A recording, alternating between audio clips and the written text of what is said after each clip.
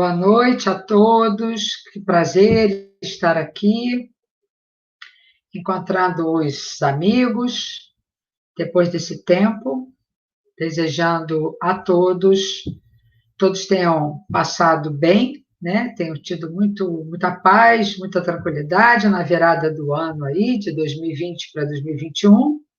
Lembrando que é só um número que mudou, né?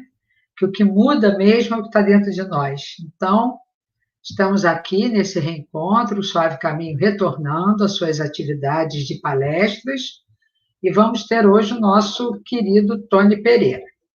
Então, eu vou fazer agora nossa prece, e antes vou fazer a leitura, uma leitura que será de Chico Xavier. Na verdade, ele psicografa Emmanuel nesse texto. Estarás, talvez, diante de algum problema que te parece positivamente insolúvel. Não acredites que a fuga te possa auxiliar. Pensa nas reservas de força que jazem dentro de ti e aceita as dificuldades como se apresentem. Não abandones a tua possibilidade de trabalhar e continua fiel aos próprios deveres. Assume as responsabilidades que te dizem respeito. Evita comentar os aspectos negativos da provação que atravesses. Ora, mas ora com sinceridade. Pede a proteção de Deus em favor de todas as pessoas envolvidas no assunto que te preocupa, sejam elas quem sejam.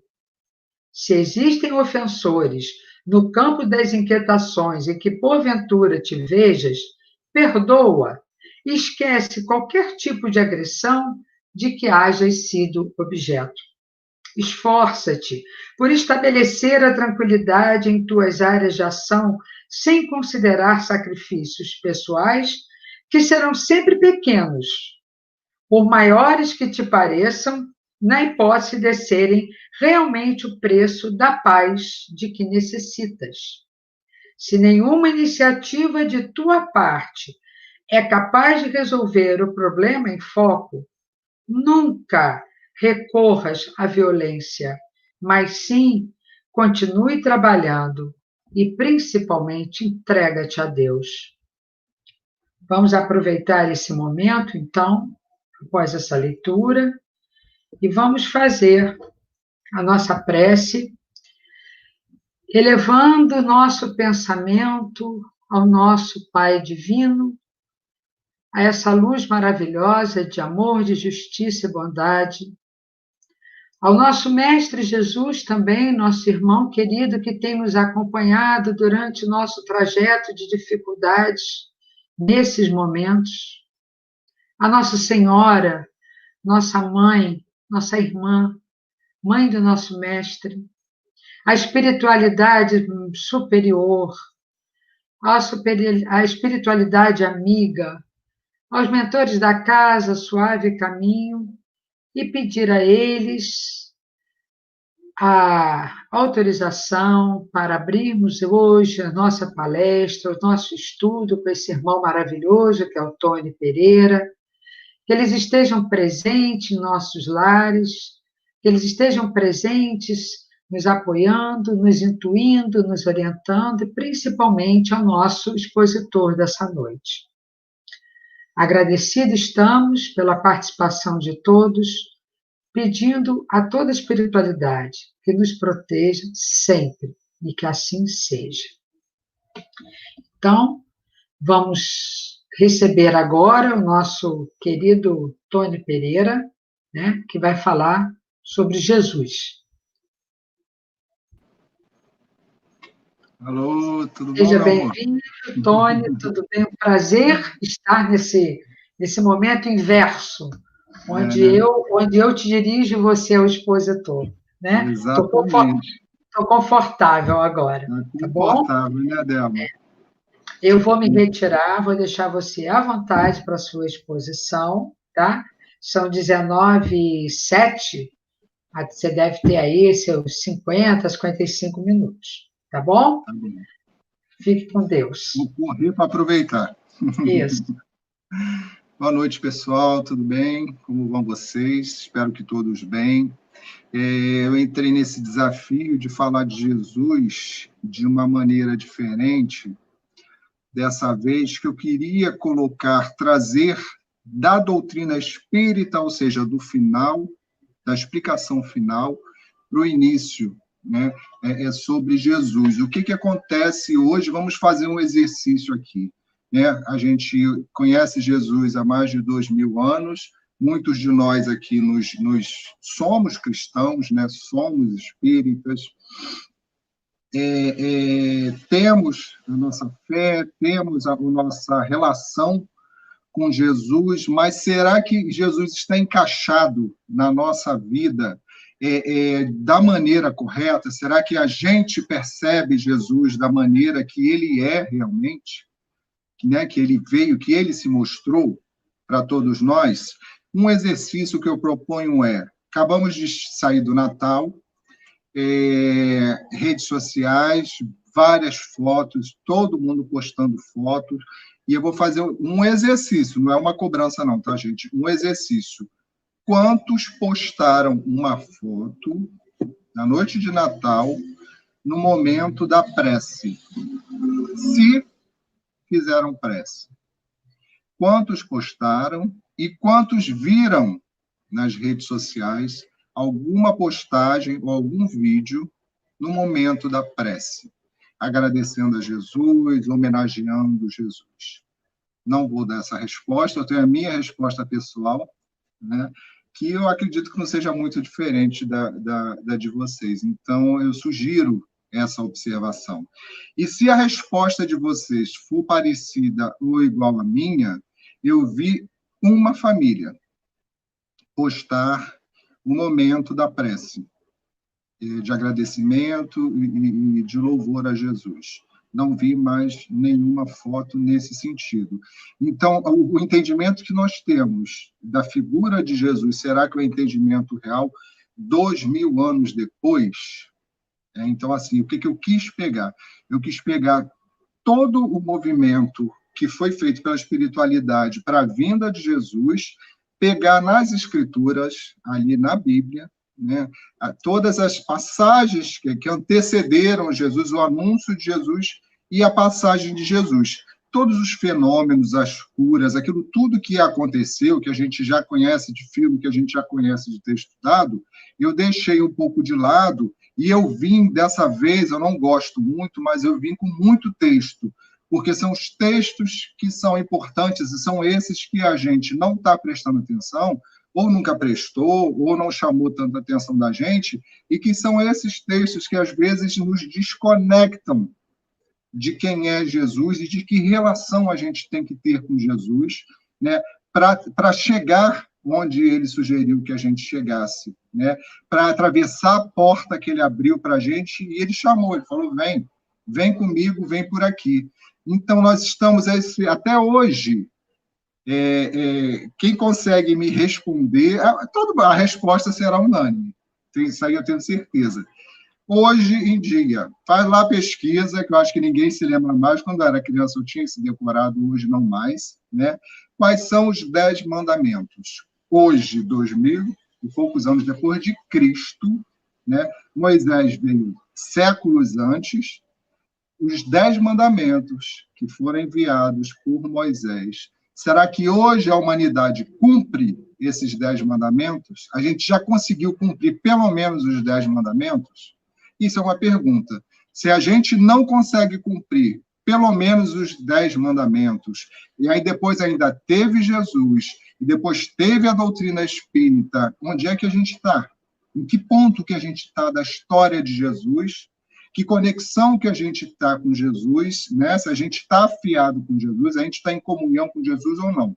Então, a ideia de trazer esses textos, são os textos que são muito importantes, que estão na Bíblia, né? Que estão ali no Antigo e no Novo Testamento, falados por profetas anteriores e falado por Jesus, que são fundamentais para a gente compreender, porque como eles são um pouco complicados, a gente passa direto.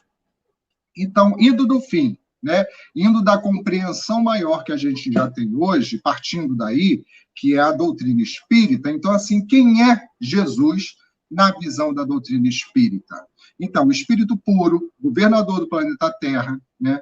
O planeta onde Jesus foi criado, já existe uma teoria que onde Jesus foi criado e se desenvolveu já nem exista mais, de tanto tempo que Jesus já evoluiu, né? Já existe essa teoria, né? É aquele que criou tudo na Terra se utilizando do fluido cósmico universal. O fluido cósmico universal é Deus em volta de nós, né? Deus rege o universo, e eu já ouvi falar em universos, no plural, já ouvi falar isso. Ele rege através das suas leis, através, né, do fluido cósmico universal. Então, Jesus tem a missão de desenvolver o planeta Terra, e através da manipulação do fluido cósmico universal, ele começa o desenvolvimento da Terra, do planeta Terra, o nosso desenvolvimento. Espírito e matéria, os dois, do início, da pedra, daquela geleia que foi criada na camada da Terra, que ali começam a surgir os vírus, que vira a água, que vira o vegetal, que vira o animal, e que chega até nós.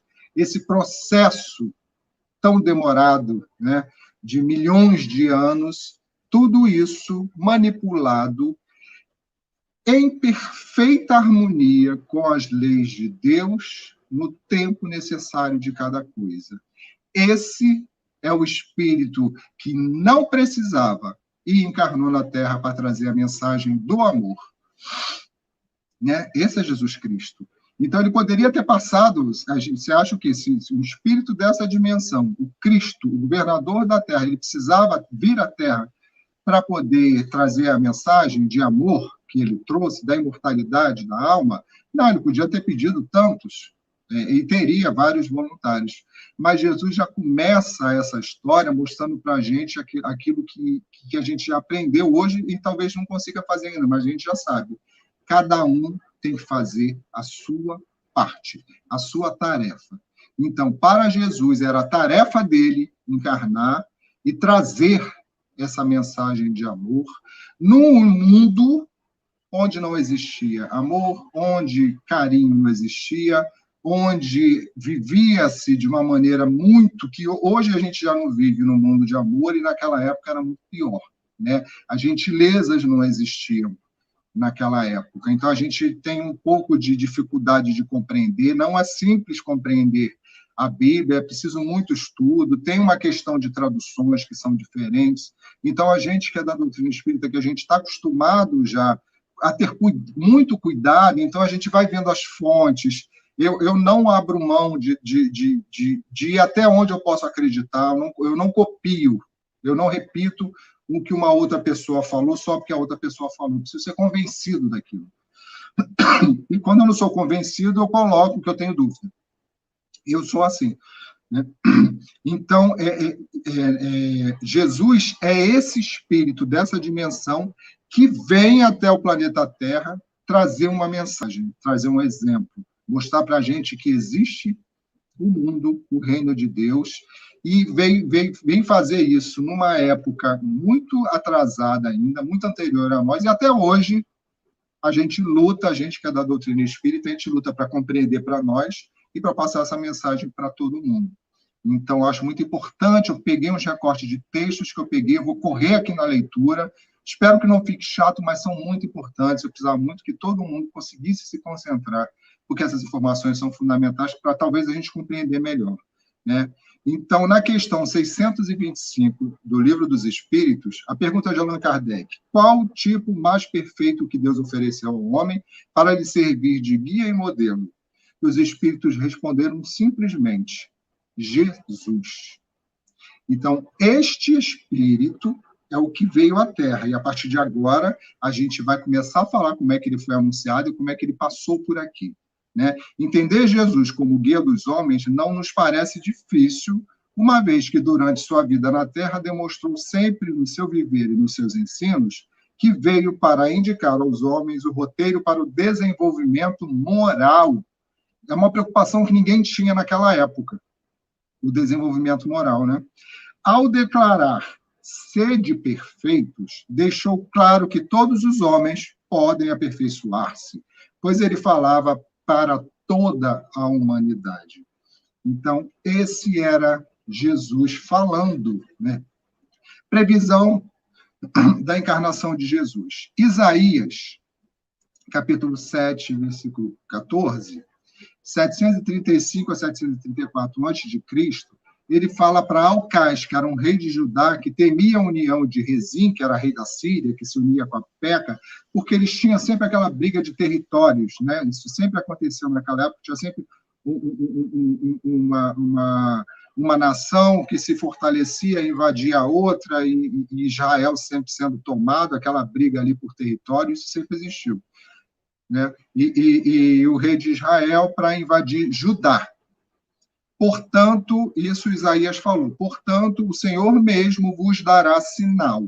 Eis que a virgem conceberá e dará à luz um filho e lhe chamará Emanuel.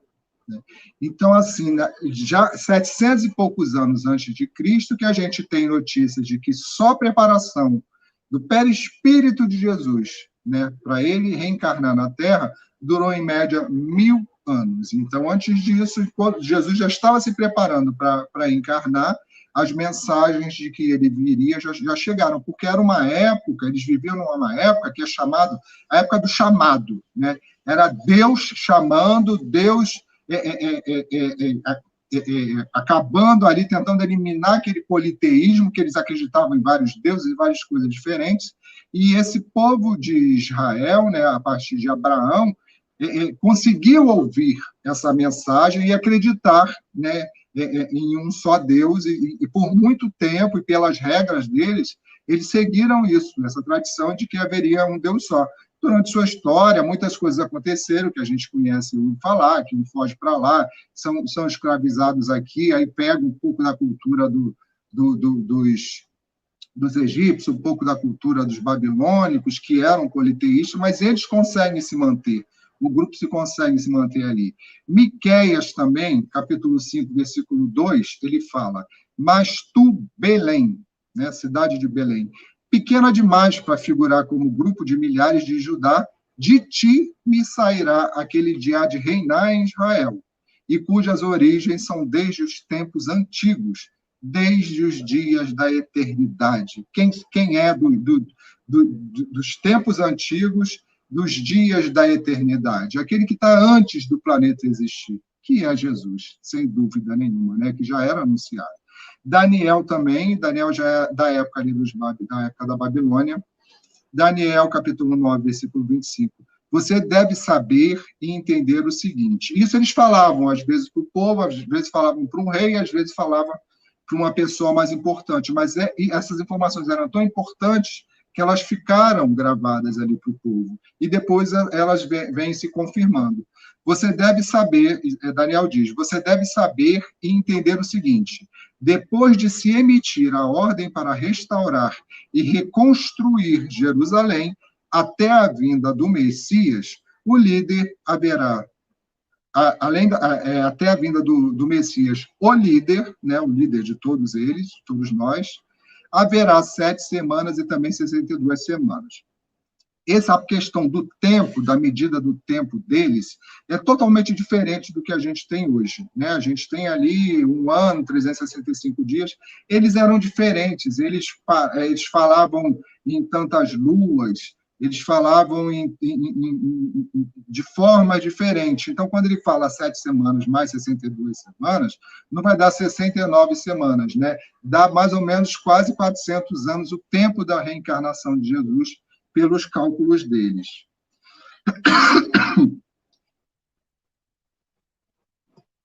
Então, aquele povo judeu que sofria, mas também não era, éramos nós, né, gente? A gente também tem que lembrar que nós somos reencarnacionistas e a gente não brotou de um planeta iluminado que caiu na Terra, não.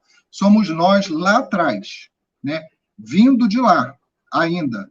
vegetal, animal, primeiras encarnações ali, juntando com os enviados de capela que se misturaram a gente ali para trazer um pouco mais de cultura e tecnologia, porém, moralmente ainda parecidos com a gente, eles ficaram aqui, os últimos ficaram até mais ou menos ali ao período do Egito, né, que parece que foram os últimos espíritos que conseguiram evoluir, mas foram muitos anos, né, os capelinos aqui ainda melhorando a sua vibração moral, seu estado moral, para poder voltar para a capela, que foi uma constelação que evoluiu e esses espíritos não. Então, Jesus já era esperado, já era previsto que viria, e que ele viria para libertar o povo. Só que a ideia de libertação deles era conforme eles enxergavam, era libertar o quê? Da escravidão, da pobreza, da doença, do sofrimento, das coisas que eles enxergavam. E hoje ainda nós somos assim. A gente valoriza muito o que a gente consegue enxergar, o que a gente consegue ouvir. É isso que a gente valoriza mais. Nos chama muito mais atenção as coisas materiais do que as coisas espirituais, porque as coisas espirituais a gente tem que ficar em silêncio, quieto. E é difícil de ouvir para a gente, porque nós somos ainda muito imperfeitos. Mas se passa um carro lindo, a gente vê. Se passa um espírito lindo, a gente não vê. Né? Se passa uma casa boa, a gente vê. Se passa um espírito bom, a gente não vê.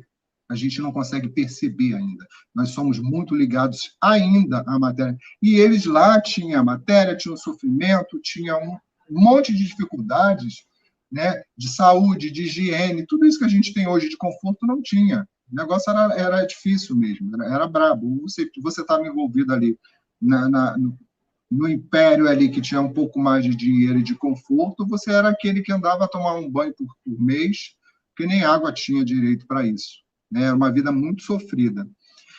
O anúncio do nascimento de Jesus, aí a gente já chega mais quando Jesus vai reencarnar. Todo mundo conhece, eu só vou ler aqui rapidinho o anúncio do anjo Gabriel a Maria, avisando de sua fecundação, né, dizendo que deveria chamá-lo de Jesus, mas a gravidez de Isabel e a importância de sua ida ajudar para vê-la, para confirmar e testemunhar o milagre. O que acontecia naquela época? Ele está falando aqui, porque o anjo aparece para Maria e diz que ela vai ter um filho, que ela vai ser fecundada por espírito e não pelo homem, e que Isabel, que já era idosa e era estéril, ela estava grávida de um espírito importante que ela precisava ir até lá. Por que ela precisava ir até lá? Ela precisava dar o testemunho. Hoje, você liga, avisa, telefona, manda uma mensagem, e naquela época nem isso tinha, não. Poderia ter nascido João Batista sem ninguém nem saber que ele teria nascido. Então, essas ligações da espiritualidade, amarrando as pontas dos fios, ela é o tempo todo. Né? Os fenômenos acontecem muito naquela época. Hoje, como a gente já tem mais compreensão, os espíritos tentam falar com a gente através da intuição, mas mesmo assim é mais difícil, né? Lá não, lá tinha que pegar pelo braço o espírito e levar para fazer. Então Maria faz essa viagem, chega lá, né? Tem aquela história, quando chega próximo de Isabel, João Batista se move na barriga, ela louva Maria porque ela também recebeu o marido, era um daqueles que cuidava do templo. Então, quando ele foi acender os incensos lá dentro do templo, o anjo apareceu para ele e falou que Isabel ficaria grávida, né, e que o nome seria João Batista. Até o nome eles davam, tinha que ser aquele nome. E aí acontece a situação, Maria vai, chega lá, fica até João nascer. Acontece do mesmo jeito, eles tinham a tradição de colocar um nome meio familiar, né? Se era José, tinha que ter José também de alguma coisa. Só que dessa vez acontece diferente. Como esse espírito mandou colocar o nome de João Batista na hora da circuncisão, né? Que na hora da circuncisão é que o sacerdote lá pergunta o nome da criança, né? Aí, quando fala que é João Batista, todo mundo fala, mas não tem ninguém com esse nome na família. E eles dizem, e ela confirma, né? Vai ser João Batista. Então, essas coisas aconteciam de uma maneira, e isso representa muito hoje. Imagina aparecer um espírito para qualquer uma aí que estiver grávida nesse momento assistindo e vai dizer assim, olha só, você vai ter um filho e o nome do seu filho vai ser esse.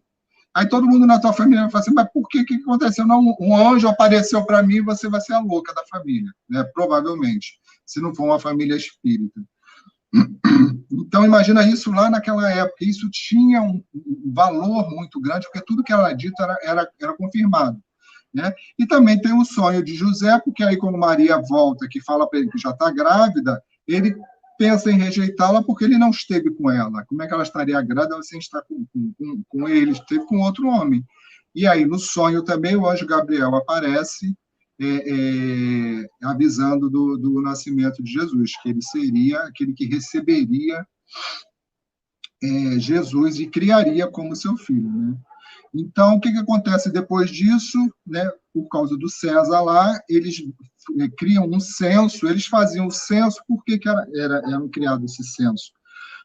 Era para questão de impostos, né? Para ver quantas pessoas estão, não sei aonde, o que elas fazem, o que elas têm, se dá para cobrar mais dinheiro para manter o crescimento do império e a sustentação do Império Romano naquela época. Então, para isso que existiu o censo. Então, eles se deslocam lá 200 quilômetros, ela com 9 meses de gestação, quem é mulher aí e já teve filho, né, que sabe o que é ter uma barriga de 9 meses. Imagina você em cima de um burrico e José a pé, né, é uma distância que eu imagino que seja do Rio de Janeiro a Campos, mais ou menos, e eles vão a pé naquele sol do deserto ali, caminhando até Belém. Quando chega na cidade, a cidade está lotada por causa desse censo, né? Não tem lugar para ficar, e outros fenômenos incríveis voltam a acontecer para mostrar que o nascimento daquela criança não era qualquer nascimento, era o nascimento de um rei, era o nascimento de Jesus. Né? Então, as situações que acontecem, eles conseguem lá um curral. Jesus nasceu no curral. Maria, a Virgem, que foi escolhida para receber Jesus, né, para ajudar na encarnação do governador do planeta, tem o seu bebê no curral, junto com os animais. O tamanho do simbolismo disso, da simplicidade que se junta com a mensagem de Jesus, tipo assim, tudo isso de material aqui, não é o que vai te levar para onde você está querendo ir, não é isso que vai te desenvolver espiritualmente. Né? Não é que a gente tenha que desprezar, mas ele poderia nascer filho de um imperador e ser Jesus do mesmo jeito, e fazer tudo que ele fez.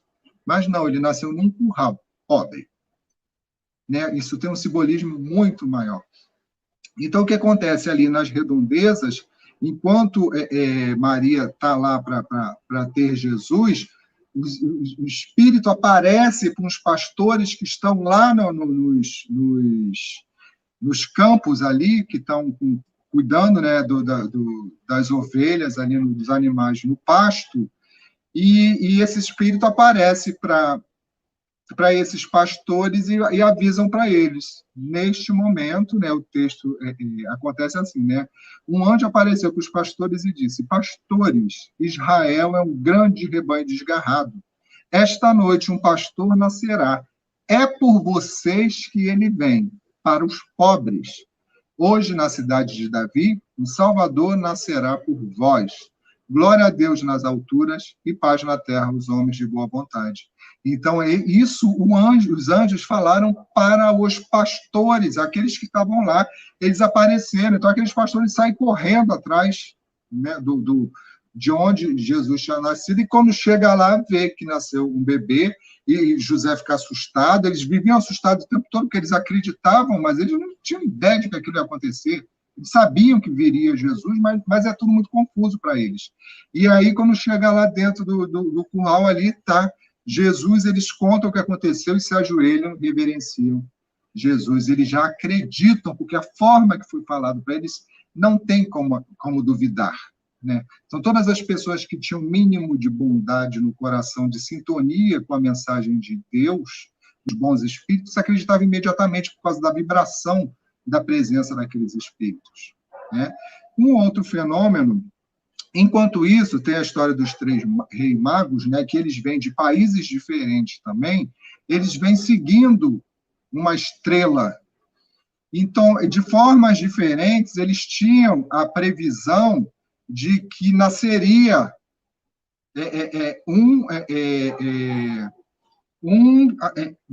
via lá pelo mapa dele de astrologia que seria um rei que nasceria, tanto que foi esse que passou lá e Herodes foi cumprimentar Herodes e falou que estava chegando, entrando na terra dele, porque um rei, quando passava pela terra do outro, tinha que ir lá cumprimentar, pedir licença, né? E falou que estava nascendo um rei, por isso que Herodes ficou furioso, né? E mandou os soldados atrás para seguir para onde estava indo aquele cara ali, que rei era esse que estava nascendo, porque só podia ter um rei, que era ele. Então, o textinho desses três reis magos é o seguinte: os três reis magos se encontram por coincidência em um ponto da estrada e percebem que estão indo para o mesmo lugar por estarem seguindo a mesma estrela, né? Eles percebem que os três não se conhecem e estão indo para o mesmo lugar. Então, cada país já sabia da chegada do Messias naquela data, naquela época.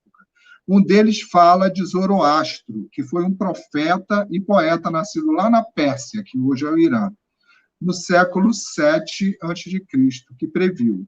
O outro não sabia o que exatamente procurava, apenas sabia da ascensão de uma nova estrela, que significava uma coisa maravilhosa que estava por acontecer, uma maravilha que estava além de sua compreensão.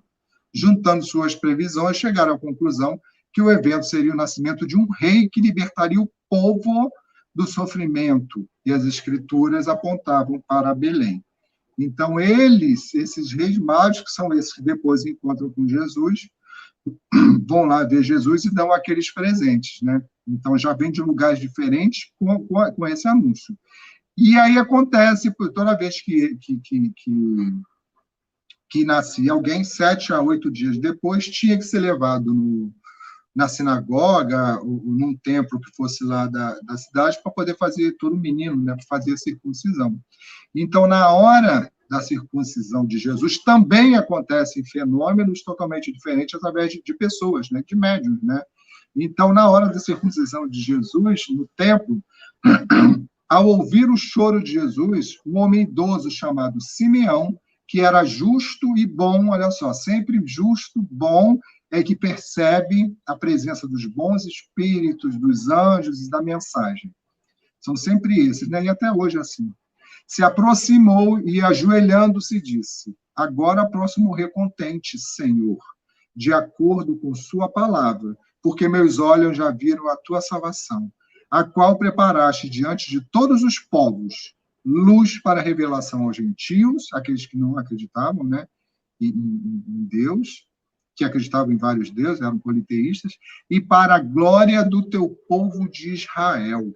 Eis que este menino está destinado tanto para a ruína, como para o levantamento de muitos em Israel, e para ser alvo de contradição, para que se manifeste os pensamentos de muitos corações.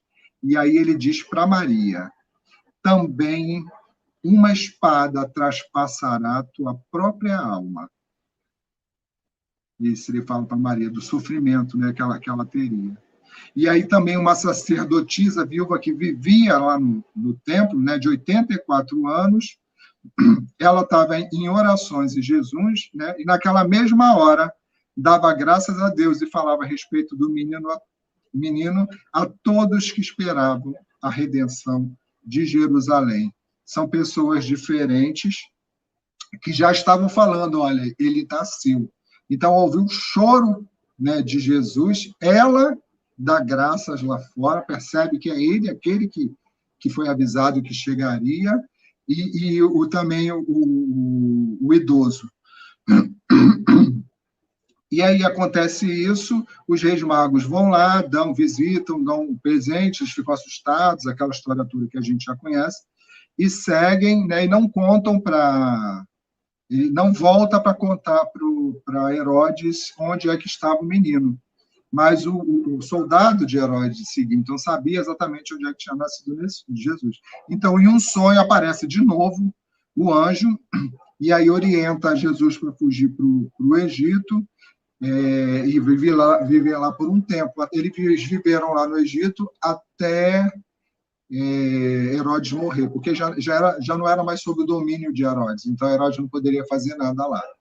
Então eles seguem para lá e lá fica em segurança. Aquela história que Herodes manda matar todas as crianças até 2 anos de idade. Jesus tinha acabado de nascer, era tão cruel, tão egoísta, um sentimento da perda daquele poder, sem nem saber de quem estava se falando. Ele manda matar todos os filhos daquelas pessoas. Vamos falar de reencarnação, gente, porque toda vez que a gente conta essas histórias, dói no coração de todo mundo, aquelas coisas. Mas a gente está falando de reencarnação e estamos falando de nós mesmos. Então, assim, um dia a gente mata, no outro a gente morre. Né? Quem com ferro fere, com ferro será ferido, com a espada mata, com a espada pode ser morto. Então, a gente está falando assim, ninguém é somente vítima. Muitas das situações que a gente assiste são situações que nós criamos e são os nossos resgates que estão acontecendo, e não era diferente com eles.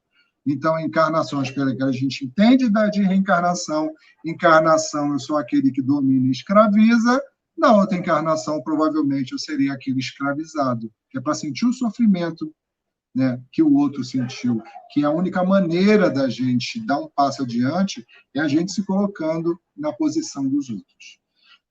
Então, passou, Jesus cresceu sem grandes novidades, e aí a gente fala de João Batista, né, que é aquele bebê que também foi anunciado, e que era aquele que ficava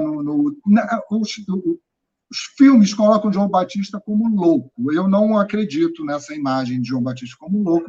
Um espírito iluminado como João Batista, mesmo para aquela época, ele falava coisas assim que eram muito grandiosas para ser o louco do deserto. Então, eu não acredito nisso. Eu acredito ele tinha uma missão muito grande, e é pouco falado, mas o pouco que tem eu trouxe aqui.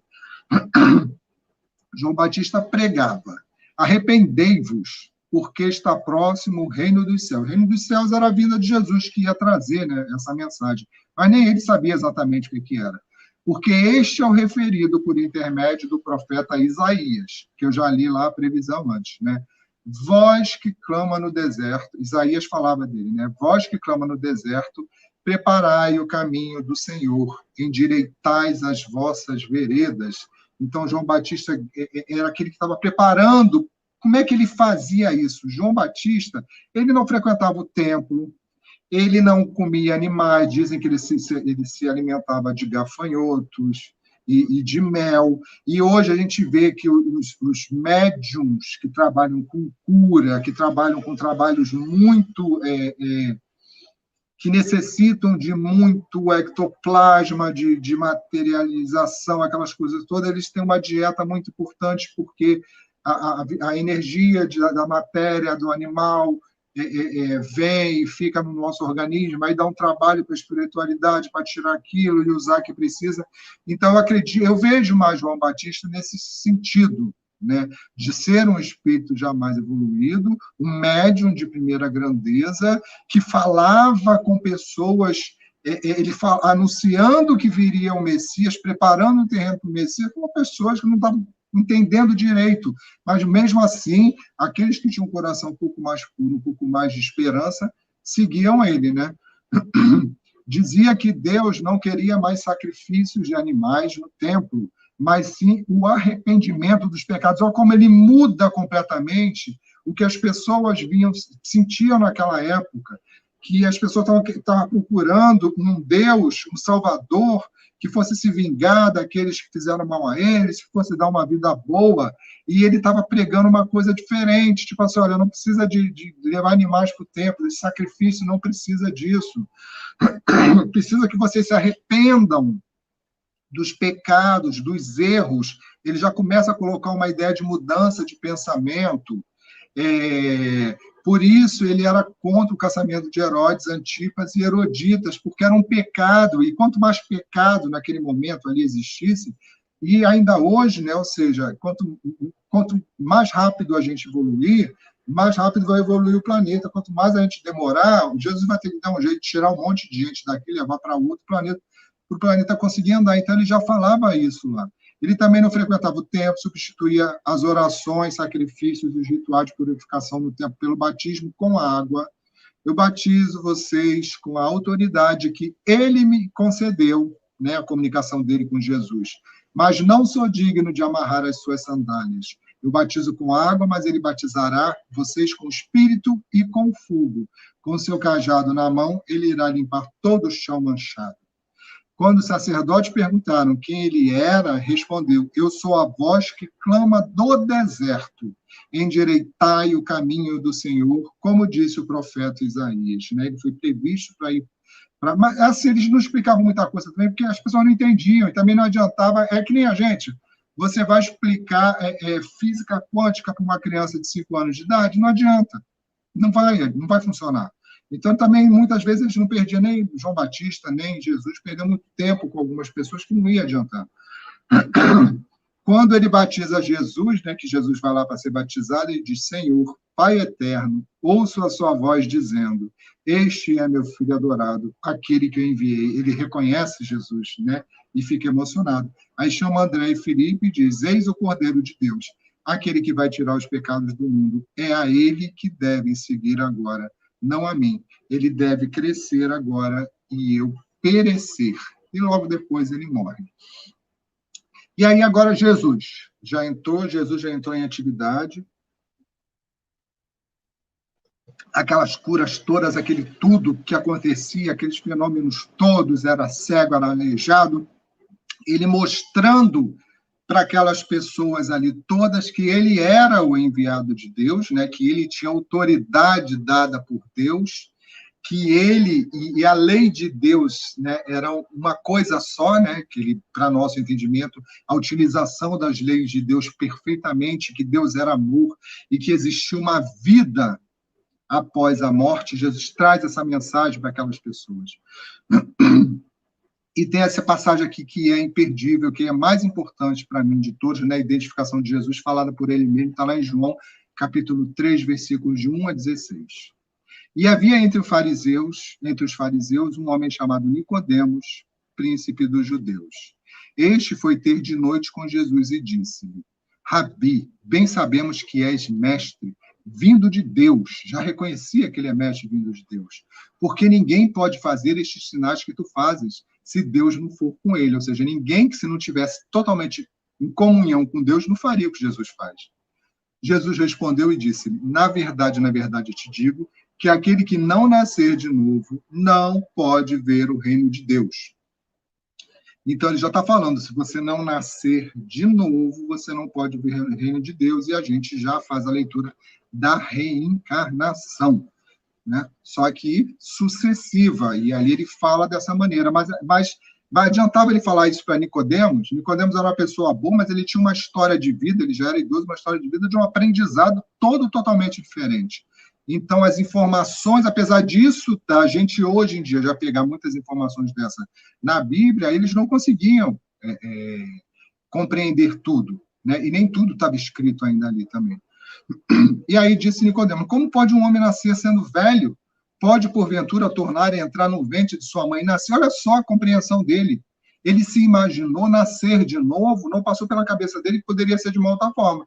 Só passou pela cabeça dele que seria voltando para dentro da mãe. Jesus respondeu: na verdade, te digo que aquele que não nascer da água e do Espírito não pode entrar no reino de Deus. E aí Jesus já acrescenta da água e do Espírito. E a gente volta, né, para a formação da terra, em água e Espírito. Fomos formados, estava até aqui o livro, fomos formados, né, matéria, espírito, e até hoje é assim que funciona, né? Parte de nós é espírito, parte de nós é matéria. Então, viemos ali da água, de um vírus, né? Anêmona, e vai se transformando, aquilo que eu falei lá no início, no livro Evolução em Dois Mundos, né, de André Luiz com Chico Xavier, explica direitinho como é que é a nossa formação. Então, da água e do espírito, dali que a gente vem, né? A gente nasce dali. Então, quem não nasce dali, né, e a gente vem nesse processo de reencarnação, a gente não vai para o reino de Deus e volta, vai para o plano espiritual e volta. Não tem como evoluir sem ser dessa maneira. Ninguém nasce já pronto, né? O que é nascido da carne é carne, a nossa parte material, o que é nascido do espírito é espírito. Então, nós temos as duas essências. Quando a gente desencarna, fica só espírito. E para voltar para cá, a gente precisa nascer de novo na carne. Isso aí é claro para todo mundo. Não te maravilhes de ter dito, necessário vos é nascer de novo. O vento sopra onde quer e ouves a sua voz, mas não sabes de onde vem nem para onde vai. Assim é todo aquele que é nascido do Espírito. Ou seja, o plano espiritual a gente não enxerga. E era isso que Jesus estava falando. Né? E eu percebo Jesus, todas as falas de Jesus, quando ele fala dele como Jesus encarnado, ele fala o Filho do Homem, se falando dele. Né? Ele encarnado, Filho do Homem. E ele Espírito, Filho de Deus. E aí fala a questão dos espíritos, né, que estão ali em volta dele como vento, e ele não percebe, e Nicodemo não conseguia entender nada daquilo. E aí Nicodemo respondeu, disse, como pode ser isso? Jesus respondeu, né, tu és mestre de Israel e não sabe disso? Na verdade, te digo que nós dizemos o que sabemos e testificamos o que vimos, ou seja, a gente só consegue testificar o que a gente está enxergando e não aceitais o nosso testemunho. Então, as coisas que Jesus falava, ele não compreendia, ele queria, ele acreditava em Jesus, mas ele não compreendia. Né? Então, assim, não aceitais o nosso testemunho. Se vos falei de coisas terrestres e não crestes, como crereis se vos falar das celestiais? Ele está falando do nosso mundinho aqui, do planeta Terra, e ele não conseguia compreender. Como é que vai compreender como é que funciona o mundo de lá, onde Deus está, o universo, né, mais próximo de Deus? Nem a gente consegue compreender, os espíritos já disseram que a gente não tem nem vocabulário para compreender o que é Deus. Ora, ninguém subiu ao céu, senão o que desceu do céu, ou seja, ninguém morre se não nasceu. Ninguém desencarna se não encarnou. O Filho do Homem que está no céu. E como Moisés levantou a serpente no deserto, que foi aquela história, né, que Moisés precisou de muitos fenômenos para poder convencer o povo de que ele era escolhido por Jesus ali, ou por Deus, né, para poder guiá-los, e também o faraó. Então, esses fenômenos foram utilizados. Então, como Moisés utilizou a serpente, que ele joga o cajado no chão, porque ele fala assim para o espírito que se apresenta para ele, como é que as pessoas vão acreditar em mim? Então, o espírito fala, ó, joga o cajado no chão, o espírito para mim era da parte de Jesus, lógico, né? E aí joga o cajado no chão, que você vai ver o que vai acontecer. E aí o cajado se tornou uma serpente, e aí o povo acreditou nele. Então, assim, como Moisés levantou a serpente no deserto, assim importa que o Filho do Homem seja levantado. Porque Deus amou o mundo de tal maneira que deu o seu Filho unigênito para que todo aquele que nele crê não pereça, mas tenha vida eterna. E a questão também do Filho do Homem seja levantado. Eu vi um estudo do Haroldo Dutra que se referia a ser levantado, era ser crucificado ali, levantado na cruz. Palavras de Haroldo Dutra, que eu acredito nele. Tá? E aí lá, João também aí já complementa. Porque Deus enviou seu Filho ao mundo, não para que condenasse o mundo, mas para que o mundo fosse salvo por ele. Ou seja, Jesus veio, não foi para aquilo que eles achavam, seria condenar todo mundo e seria usar poderes para poder fazer a justiça da maneira que eles queriam. Não foi para isso, né? Mas para que o mundo fosse salvo por ele. Quem crê nele não é condenado, mas quem não crê já está condenado, porquanto não crê no nome do unigênito Filho de Deus. Né? O unigênito é aquele filho escolhido, né? Escolhido por Deus para criar esse planeta e para vir aqui trazer essa mensagem. E a condenação é esta, que a luz veio ao mundo e os homens amaram mais as trevas do que a luz, porque as suas obras eram más. Né? Ou seja, nós somos mais identificados com as coisas que não são boas. É por isso que a gente ainda é muito preso ao sofrimento, porque nós somos mais ligados a isso. Né? Porque todo aquele que faz o mal odeia a luz e não vem para a luz para que as suas obras não sejam reprovadas. Então, se eu estou fazendo alguma coisa errada, um exemplo simples, eu faço um monte de coisa errada, eu tenho vergonha de olhar para o meu pai, para minha mãe, porque eu sei que eu estou indo na rua fazendo um monte de coisa errada. Né? Normalmente, adolescente é assim, né? Está fazendo umas coisas erradas, ali mata uma aula, e você fica com medo de chegar perto do pai e da mãe, porque ele vai perceber. Se você fumou escondido, ele vai perceber que você fumou escondido.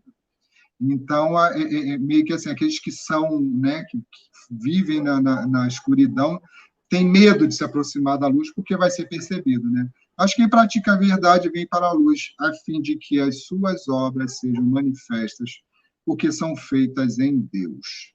Né? Outra passagem que João coloca, então os judeus começaram a murmurar contra Jesus. Isso aqui é uma passagem que acontece no templo, que é uma confusão danada, depois que Jesus ressuscita Lázaro, né? E começa aquele alvoroço, porque todo mundo começa a dizer que ele ressuscitou, que ele ressuscita, que ele ressuscita.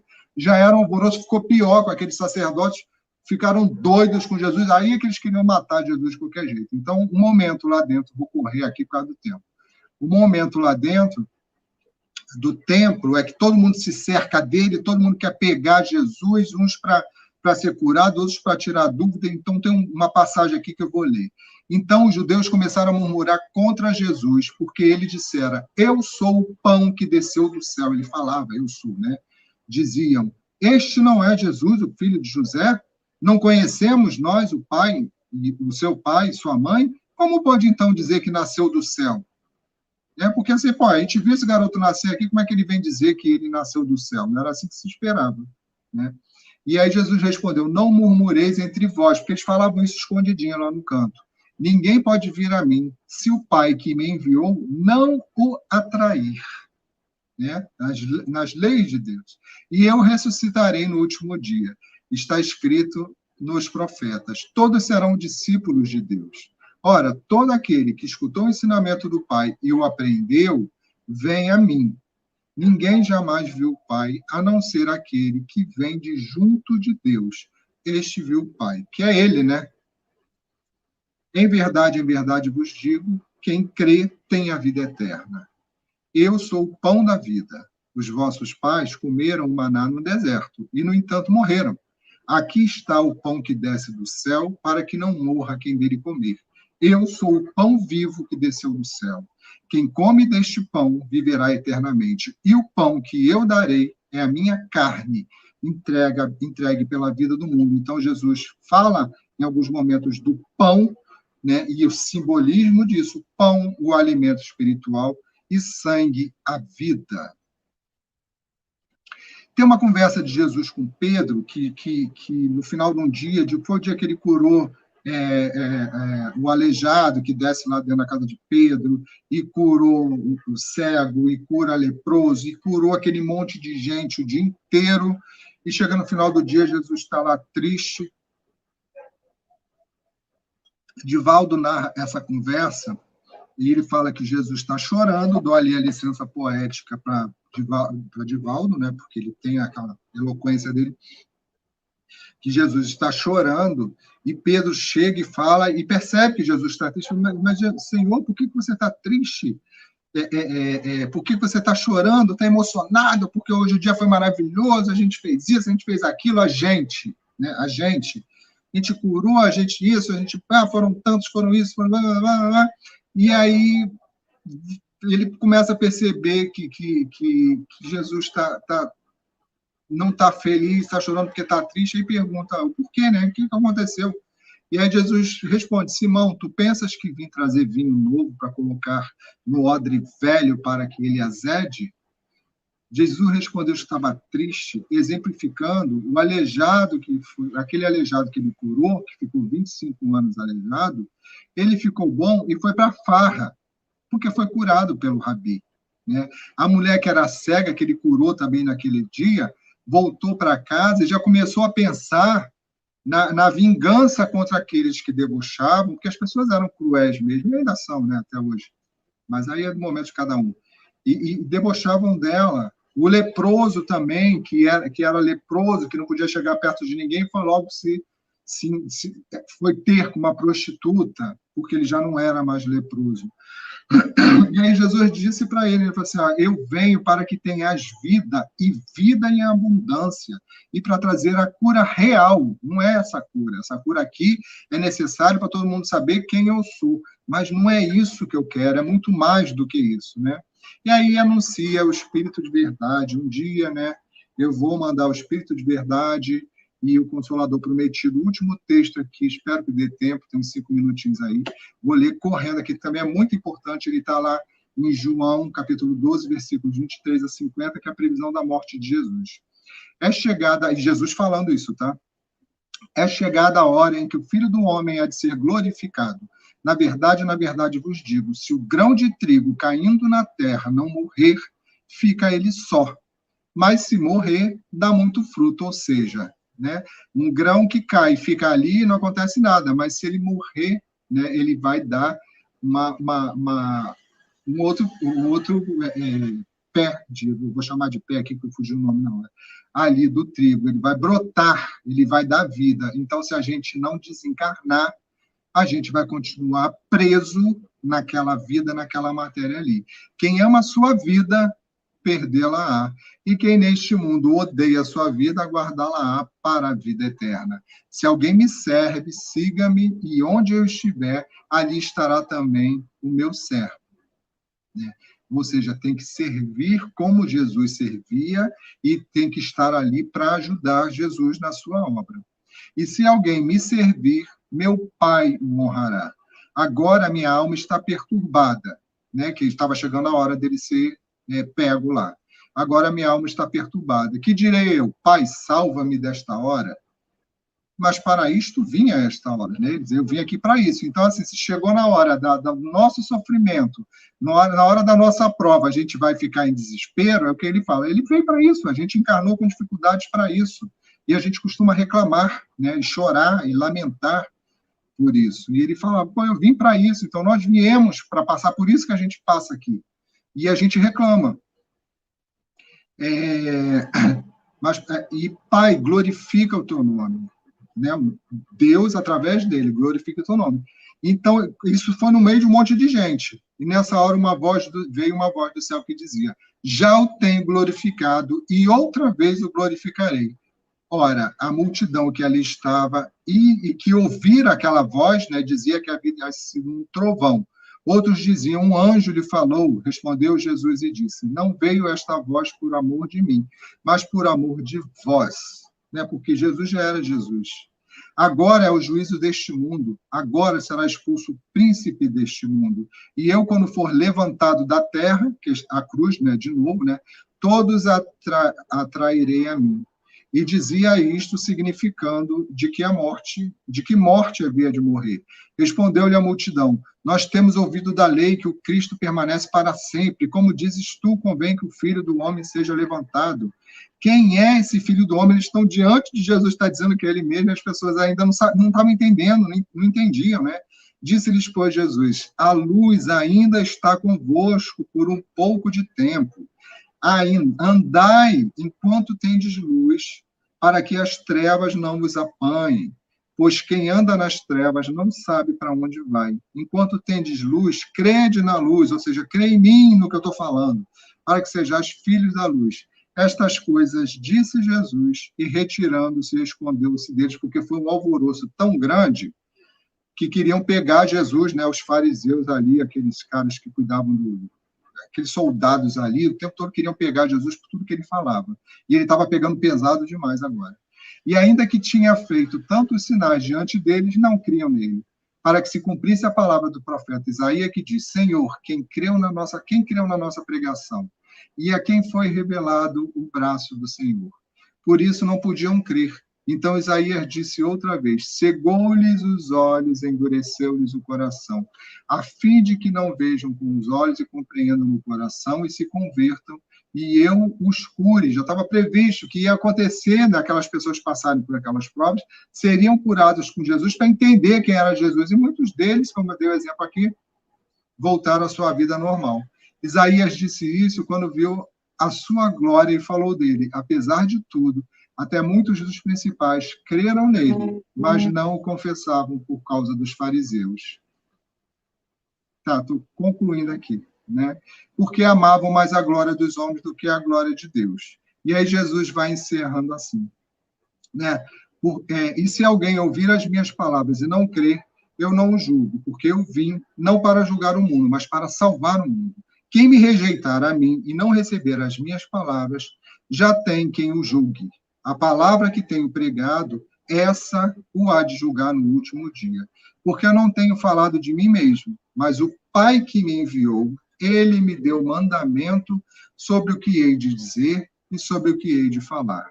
E sei que o seu mandamento é a vida eterna. Portanto, o que eu falo, falo como o Pai me tem dito. Né, gente? Então, e finalizando aqui com o último textinho pequenininho de João, que eu apanhe, está lá em João, capítulo 21, versículo 24, 25.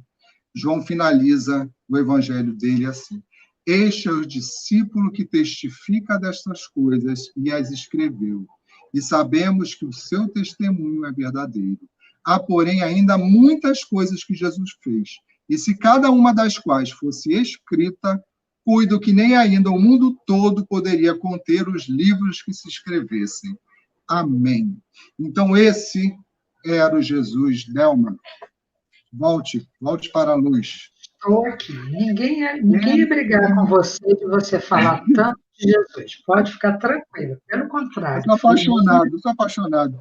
Então, assim, é uma pena que a gente tem pouco tempo. Isso tem que ser um seminário, mas a gente tem que ser tocado, sabe? Eu sei que é muita leitura, acaba ficando um pouco chato, mas está bem enxuto já, e foi uma forma da gente chamar a atenção para quem é Jesus na nossa vida hoje. Estamos vendo mais Jesus, ou estamos vendo mais as trevas? Estamos vendo mais a luz, ou estamos vendo mais as coisas erradas, né? É uma chamada de atenção que é para mim, e uma chamada de atenção que é para todos aqueles que se consideram cristãos. Isso mesmo. Tony, você faz a nossa prece final, depois dessa palestra, que é quase uma oração de gratidão, né, a esse Cristo maravilhoso, mas você pode fazer a sua prece, é um tema muito oportuno. Tivemos aqui um comentário bonito. Deixa eu ver se eu sei colocar aí. Ah, sei, ó. João Batista comentou. Tema muito oportuno para iniciarmos o ano. Obrigada e muita luz para todos. Obrigada, Tony, pela sua disposição. Foi muito bacana, tá? Eu que agradeço sempre a oportunidade, né? A minha casa do coração, a Suave Caminho, então sou parte disso. E é ali que eu tenho aprendido tanto, com tantos, né, que me auxiliam, que me incentivam, que me buscaram ali do nada e hoje me animam a estudar, a pesquisar, a querer trabalhar, a querer levar, estudar, aprender o Evangelho de Jesus para levar adiante, para eu aprender para mim e passar para os outros também. É uma grande oportunidade, por isso agradeço a Deus sempre, agradeço ao meu Mestre Jesus, nossos amigos espirituais, que todos aqueles que estão nesse momento conosco assistindo esse estudo tenham sido abençoados, tenham sido de alguma forma tocados com a mensagem de Jesus, com a mensagem do nosso Mestre amado, né, que trouxe o exemplo do amor e da virtude, o caminho a seguir. Sejamos todos sempre abençoados e tocados por eles. Aqueles que sofrem, aqueles que se sentem abandonados, aqueles que vão assistir depois essa live, todos sejam tocados pelas mensagens de Jesus. Tudo isso que eu trouxe aqui hoje foi lido, não tem nada meu aqui. Meu, apenas a disposição, o amor, o sentimento, o reconhecimento da atenção que eu tenho de Jesus, da atenção que eu tenho dos amigos espirituais. Que todos nós sejamos sempre dignos e merecedores desse carinho, desse amor e dessa ajuda que recebemos da espiritualidade. Graças a Deus. Graças a Deus. Obrigado, Tony, pela sua participação, tá? E aqui a gente se despede, então. Um grande beijo. Beijo. Fiquem com Deus todos. Tchau.